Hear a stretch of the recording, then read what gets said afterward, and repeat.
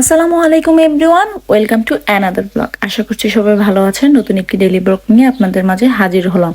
এটা একটা সোমবারের পুরো সম্পূর্ণ দিনের ভিডিও ছিল, সেটাই আপনাদের সাথে শেয়ার করতেছি। তো ওই দিন আজানের ডক্টরের অ্যাপয়েন্টমেন্ট ছিল। তো এখানে জার্মানিতে আসার পরে দেখা যাচ্ছে যে বেশ কিছুদিন যাবত হচ্ছে আজানের ঠান্ডাটা একদমই কমতেছিল না, কাশি ছিল। তো ওই দিন হচ্ছে আমরা সোমবার সকালবেলা 8:30টার দিকে অ্যাপয়েন্টমেন্ট ছিল আজানের। তো আমরা আমাদের হচ্ছে 6:25-এ বাস ছিল। তো আমরা বাস স্টপে এসে হচ্ছে একটু টাইম হচ্ছে দাঁড়ানোর পরে আমরা বাস চলে আসছে।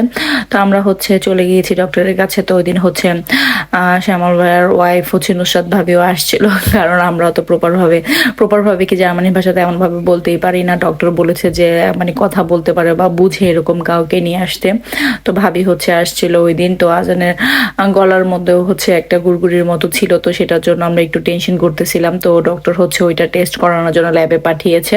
তো এখান থেকে বের হয়ে তো আজান সামনে একটা পার্ক দেখে বলতেছিল তো খেলবে।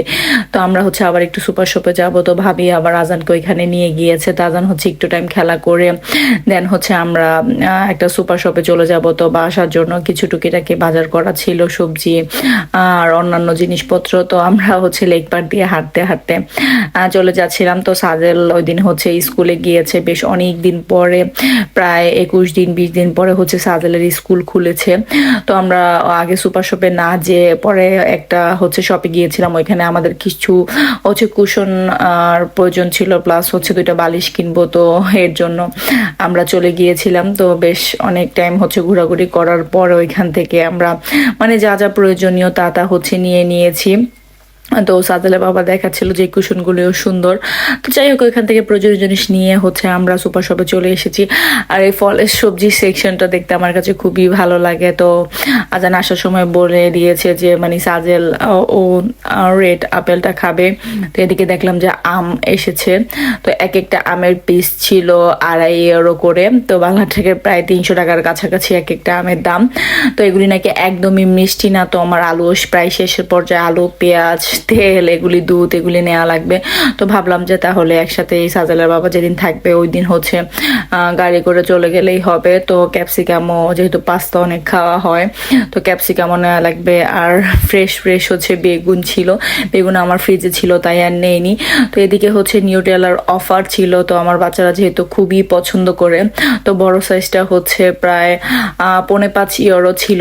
তো এভাবে নর্মালি হয়তো 9 ইউরো করে। তো সাজেলের বাবা অনেকগুলি নিয়ে নিয়েছে, যেহেতু সাজেল প্রতিদিন সকালবেলা টিফিনে এটাই নিয়ে যায়। তো এটা হচ্ছে ব্রেড আইটেম ছিল। তো এখান থেকে হচ্ছে কর্নেতো আর হচ্ছে সাজেলের জন্য ডোনাট নিয়েছে। আর এগুলি হচ্ছে চকলেটের সেকশন। তো আজান যেই বিস্কিটগুলি খায়, চকলেটগুলি খায়, তো ওইগুলি ওর বাবা দেখতেছিল। তা আমি বললাম যে এগুলো অনেক ছিল। তো নিয়ে নিয়ে পরে হচ্ছে বেশ অনেকগুলি আমাদের ব্যাগ হয়ে গিয়েছিল। পরে আমরা বাসায় এসে একটু খাওয়া দাওয়া করে দেন আবার বের হয়েছে। এটা হচ্ছে তারপরের ক্লিপ। আমরা হচ্ছে সুইমিং এ যাব। তো সাজেল অলরেডি আশমিকা আমিনাদের সাথে চলে গিয়েছে ভাবির সাথে। তো ওরা হচ্ছে সাঁতার শিখে। তো আমরা ওদিকে আমার আর কখনো যাওয়া হয়নি। তো এতদিন ঠান্ডা ছিল বলে আর যাইনি। তো এখন একটু গরম পড়েছে, সাজেলের বাবা বললো যে চলো যাই। তো আমরা হচ্ছে বাসের জন্য বেশ অনেক টাইম বসেছিলাম। বাসটা হচ্ছে আমাদের ডিলে হয়েছিল।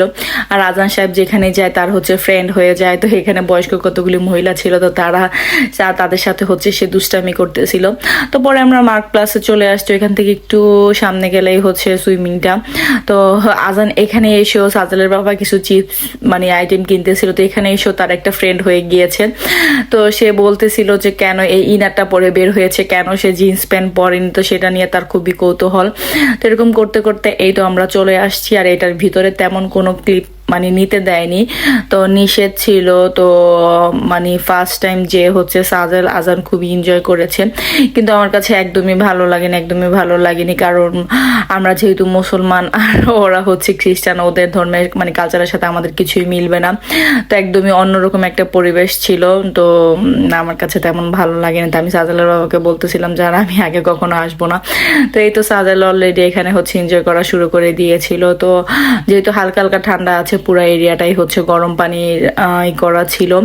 তো আস্তে আস্তে হচ্ছে সব বাচ্চারাই হচ্ছে খেলতেছিল, বড়রাও ছিল, অনেক বড় মানুষও ছিল।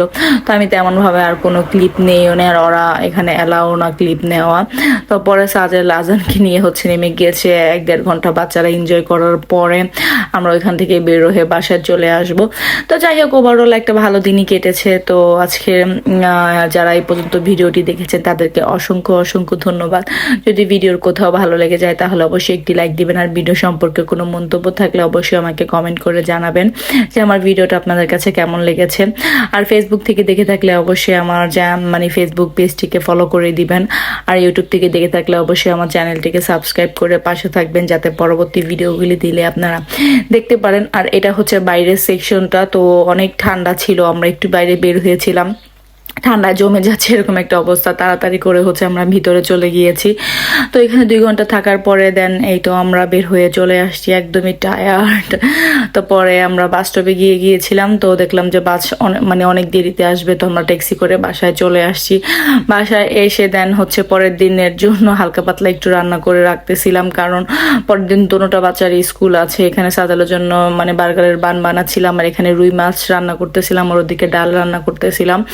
তো যাই হোক, ওভারঅল দিনটা ভালোই কেটেছে। আজকে এই পর্যন্তই, আল্লাহ হাফেজ।